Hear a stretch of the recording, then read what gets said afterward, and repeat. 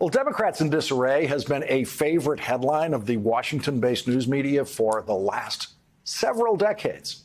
The alliteration is so tempting to headline writers that they have been known to use the Democrats in disarray headline at the slightest provocation, including in many instances when it wasn't even vaguely true. Most Democrats in disarray stories that I have read over the decades have been at best exaggerations, and at worst, outright falsehoods. And so I've been trying to think all day, more than all day, about the word to describe what is happening to Republicans right now. And I couldn't find it until a little after 7 p.m. this evening on Joy Reid's show, when Congresswoman Pramila Jayapal delivered the phrase, Republicans in ruin. And there it is. That is where the Republicans are tonight. On the night when they won the majority in the House of Representatives. It should be a triumphant night for Republicans. But here's why it isn't. Let's begin with Rupert Murdoch, who has been running the media campaign for the Republican Party for decades now. Rupert Murdoch owns the Fox propaganda channel, the New York Post, the Wall Street Journal, and right-wing publications around the world. Today, Rupert Murdoch's New York Post, Donald Trump's favorite newspaper, a newspaper whose founder was Alexander Hamilton, published a short article, very short article, on page 26 that is the best piece of writing I have ever read in the New York Post. Now, I didn't read Alexander Hamilton's version of the New York Post, but this is the best piece of writing I've ever read in that newspaper. And it is a flawless description of one element of the Republicans in ruin story. The headline is, "Been there, done that." With just 720 days to go before the next election, a Florida retiree made the surprise announcement that he was running for president in a move no political pundit saw coming. Avid golfer Donald J. Trump kicked things off at Mar-a-Lago, his resort and classified documents library. Trump, famous for gold-plated lobbies and for firing people on reality television, will be 78 in 2024. If elected, Trump would tie Joe Biden as the oldest president to take office. His cholesterol levels are unknown, but his favorite food is a charred steak with ketchup. He has stated that his qualifications for office include being a stable genius. Trump also served as the 45th president. Who wrote it? Who delivered this masterpiece of prose? We don't know. It simply says Post Staff Report. That just means it is the consensus now of the New York Post. This is Rupert Murdoch, who has injected the most poison to the body politic of America than any media mogul in history, declaring war on Donald Trump's presidential candidacy. The New York Post and Rupert Murdoch's Wall Street Journal editorial board have blamed the Republican failures in the elections entirely on Donald Trump. Donald Trump cannot win anything without the full support of Rupert Murdoch and the television players he pays at Fox to say what Rupert Murdoch wants them to say. Last night, Sean Hannity was not allowed to show the entirety of the Trump announcement speech. Everyone else at Fox is rapidly running away from open support of Donald Trump. Sean Hannity will probably tiptoe away more quietly and slowly than the others. But even if Rupert allows 1 hour on Fox to sort of support Donald Trump, that won't be enough for a candidate who has never been able to win the most votes for president. If you think Rupert Murdoch is the kind of tough, strong media mogul played so brilliantly by Brian Cox in HBO's Succession, you would be wrong. Rupert Murdoch is weak. He is unguided by principle. He has taken a stand against Donald Trump before in 2015, 1 month after Donald Trump attacked John McCain at the beginning of the Trump presidential campaign. Rupert Murdoch tweeted then, "When is Donald Trump going to stop embarrassing his friends, let alone the whole country?" Rupert Murdoch wanted Donald Trump to drop out of the presidential campaign in 2015.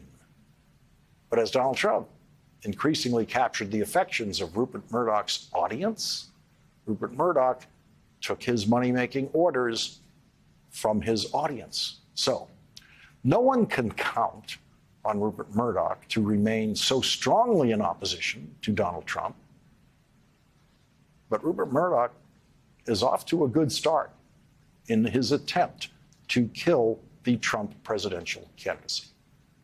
Every professional Republican did not want Donald Trump to do what he did last night. Every professional Republican knows that Donald Trump hurt the Republican Party very badly in the last election. He lost governorships, he lost Senate seats, he lost House seats, and very importantly, Donald Trump lost campaigns for Secretary of State in key battleground states where he was hoping to completely corrupt the voting process in those states in future elections. We will be joined later in this hour by the Democratic winner of the election for Secretary of State in Nevada, where democracy was very much on the ballot in that election. After Donald Trump ruined this election for Republicans, no professional Republican wanted Donald Trump to ruin the upcoming runoff election for Senate in Georgia on December 6th. Professional Republicans are all worried that when Donald Trump becomes the issue in a campaign, the Republican loses. So Republicans now expect to lose on December 6th. With Donald Trump's candidate Herschel Walker running against Georgia Senator Raphael Warnock. That would give Democrats the clear majority in the Senate of 51. They would not need Vice President Kamala Harris's vote in the Senate to win every vote. Having 51 votes in the Senate means that Democrats will have clear majorities on the Senate committees, which means their legislation will move through those committees faster. And much more importantly, President Biden's nominations of federal judges will move through the Senate Judiciary Committee and the confirmation process much faster. Very little will happen legislatively in Congress in the next 2 years because Democrats controlling the Senate will find very little to agree on with the House of Representatives controlled by Republicans. Democrats in the Senate might pass some bills to show America what they stand for, knowing that Republican control of the House means that they will never have those votes passed in the House. But what will Republicans do in the House of Representatives when they have control? What legislation will they pass that America will support? The repeal of Social Security that Republican Senator Rick Scott talked about, the repeal of Medicare that Senator Scott talked about. He said he would repeal and replace them, just like the Republican promise with Obamacare. Will the Republicans in the House be able to assemble a majority to pass anything? That is in doubt tonight, because the Republican majority is going to be so tiny. It is going to include some of the very craziest people who have ever served in federal elective office in the history of this country. And those crazy people will have power in this Republican House of Representatives because in the tiny majority, as we have seen in the United States Senate, every member of the majority has power. Last year, if one Democratic senator was unwilling to vote for something, then it was stuck. That will now be Kevin McCarthy's problem in the House of Representatives if Kevin McCarthy is actually able to assemble enough votes to be elected Speaker of the House in January. That is in doubt tonight because of Republicans in ruin. Mitch McConnell survived a vote on his continuing as minority leader of the Senate, but he only got 37 Republican votes when he used to get all of the Republican Senate votes for his leadership. The only things Republicans will be able to do in the House of Representatives is use committees to conduct investigations. They have promised an investigation of Hunter Biden. That would be like having the Benghazi hearings with Chelsea Clinton as the witness instead of Hillary Clinton.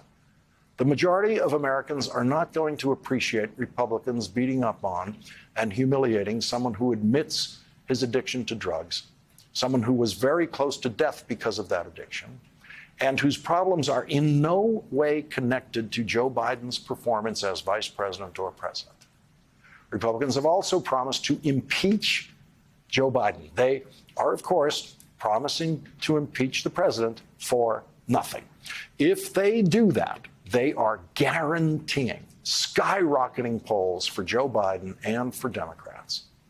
And the easiest possible reelection for Joe Biden. Consider the example of the Republicans' last impeachment of a Democratic president. As the Republicans conducted their impeachment investigations of Bill Clinton, his popularity skyrocketed to 73%, the very highest of his presidency. And Bill Clinton wasn't legislating anything at the time. He was just getting investigated and attacked by Republicans. And in the 1998 midterm elections, the Democrats gained seats in the House of Representatives because of the Republican attack investigations of Bill Clinton. And so the House Republicans have a choice. Break their promise to impeach Joe Biden or impeach Joe Biden and watch the Democrats take over the House of Representatives again in the next election by a huge margin, while Joe Biden wins re-election by a huge margin at the same time. That's the kind of choice Kevin McCarthy is facing tonight with Republicans in ruin.